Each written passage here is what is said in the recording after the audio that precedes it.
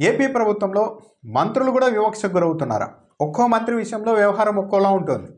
వ్యవసాయ శాఖ అంటే మంత్రి అచ్చెన్నాయుడికి సంబంధించిన వ్యవసాయ శాఖ పేసీల్లో డబ్బులు తీసుకుంటున్నారని కొద్ది రోజుల క్రితం కథనం వచ్చింది పత్రికల్లో, వాళ్ళ పత్రికల్లోనే. కానీ అచ్చెన్నాయుడు పేరు ఎక్కడా రాయలేదు. విద్యుత్ శాఖలో డైరెక్టర్ల పోస్టులకి 1.2 కోట్లు వసూలు చేస్తున్నారని రాశారు. కానీ ఆ శాఖకు పలానా మంత్రి గొట్టిపాటి రవికుమార్ ఆ శాఖను పర్యవేక్షిస్తున్నారు అని ఎక్కడా రాయలేదు.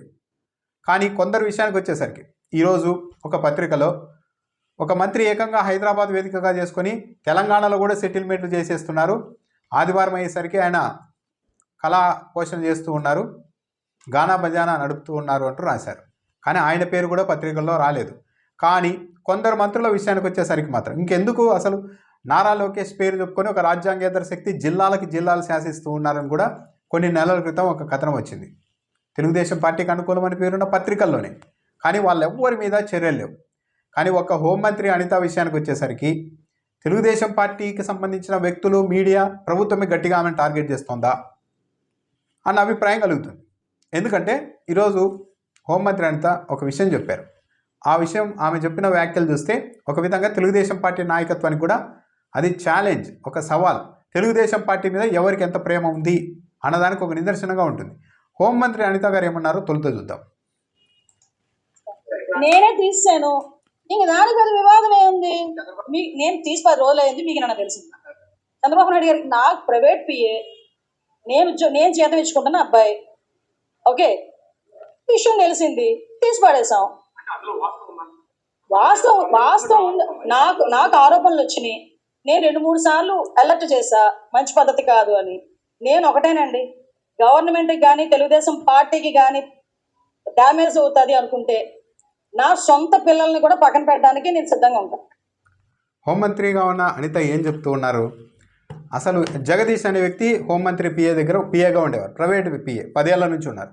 అతడు వసూలు చేస్తున్నారని అలిగేషన్స్ రావడంతో తీసేశారు. నిన్న పత్రికల్లో కూడా కథనం వచ్చింది. హోంమంత్రి చెప్తున్నది ఏంటి అంటే, నేను 10 రోజుల క్రితమే తీసేశాను అతన్ని, ఇంక వివాదం ఏముంది, మీకు నిన్న తెలిసిందేమో అంటున్నారు. అంటే హోంమంత్రి 10 రోజుల క్రితమే తన పిఏ మీద అవినీతి ఆరోపణలు వస్తే తీసివేసినప్పుడు యాక్చువల్లీ నేను అభినందిస్తూ కథనాలు రాయాలి. మొత్తానికైతే హోంమంత్రి తన పిఏని పక్కన పడేశారని. అలా కాకుండా హోంమంత్రి దగ్గర ఉన్న వ్యక్తి పిఏ ఇలాంటి అక్రమాలు చేస్తూ ఉన్నారు, అతన్ని తొలగించినట్టు ఇదివరకే హోంమంత్రి చెప్పారంటూ ఇక్కడ లోపల చిన్నగా రాశారు. అంటే ఉద్దేశపూర్వకంగా హోంమంత్రి అనితను టార్గెట్ చేసినట్టుగా రాశారు. దాంతోపాటు ఆమె చెప్పిన ఒక వ్యాఖ్య చాలా కీలకమైంది. పిఏ జగదీష్ను తొలగించడం అన్నది హోంమంత్రి అనిత సొంత విషయం కాబట్టి తొలగించేశారు. ఆమె చెప్తూ ఉన్నారు, పార్టీకి కానీ ప్రభుత్వానికి కానీ చెడ్డ పేరు వస్తే నా సొంత పిల్లలైనా సరే పక్కన పడేస్తాను అని. మరి ఇదే సూత్రం టీడీపీ అగ్రనాయకత్వానికి కూడా వర్తించాలి కదా. అనిత పిఏ వరకు తొలగించే శక్తి ఉంది కాబట్టి పిఏని తొలగించగలిగారు. కానీ ఇప్పుడు నేరుగా మంత్రులే పక్క రాష్ట్రాల్లో కూర్చొని దందాలు చేస్తున్నారు, సెటిల్మెంట్లు చేస్తున్నారు, కళాపోషణ చేస్తూ ఉన్నారు అని కథనాలు వస్తున్నప్పుడు మరి వాళ్ళని ఎందుకు తొలగించారు? తొలగించాల్సింది ఎవరు? చంద్రబాబు నాయుడు తొలగించారు. వాళ్ళని తొలగించే సామర్థ్యం ముఖ్యమంత్రిగా ఉన్న వ్యక్తికే ఉంటుంది కాబట్టి. అనేక పేషీల్లో డబ్బులు వసూలు చేస్తున్నారు, అవినీతి ఆరోపణలు వస్తూ ఉన్నప్పుడు మరి ఆ పేషీల్లోని వ్యక్తులపైన ఎందుకు చర్యలు తీసుకోవడం లేదు? ఒక వ్యక్తి జిల్లాలు లోకేష్ పేరు చెప్పుకొని రాజ్యాంగేతర శక్తిగా జిల్లాని శాసించారు అని వచ్చినప్పుడు అతడికి పైగా ప్రమోషన్ ఇచ్చి ఇంకో పదవి ఇచ్చేశారు కదా. మరి ఆ రోజు ఎందుకు చర్యలు తీసుకోలేదు? అంటే హోంమంత్రిగా పార్టీకి ప్రభుత్వానికి చెడ్డ పేరు వస్తే తన పిల్లలనైనా దూరం పెడతానని హోంమంత్రి అనిత గారు చెప్పగలుగుతున్నారు. కానీ చంద్రబాబు నాయుడు గారు మాత్రం ఆ పని చేయలేకున్నారు. మరి ఎందుకు చేయలేకున్నారు? అంటే ఈ మంత్రులకు సంబంధించిన వ్యవహారాలన్నీ పార్టీ అగ్రనాయకత్వానికి తెలిసి నడుస్తూ ఉన్నాయా? కొందరు మంత్రుల మీద ఆరోపణలు వస్తే పేర్లు రాయకుండా ఇండైరెక్ట్గా రాయడం, కొందరు మంత్రుల మీద మాత్రం నేరుగా పేర్లు రాసేయడం. దీన్ని అంతా చూస్తుంటే తెలుగుదేశం పార్టీలోనే మంత్రులకు మధ్య ఏదో వివక్ష ఉంది, ఒక్కొక్కరిని ఒక్కోలా చూస్తున్నారు అన్న అభిప్రాయానికి అయితే ఆస్కారం ఏర్పడుతుంది.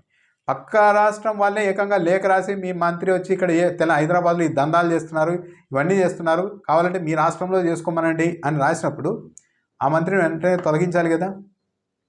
రాజ్యాంగేతర శక్తుల్ని పక్కన పెట్టినట్లు కనీసం ప్రజలకైనా చెప్పాలి కదా.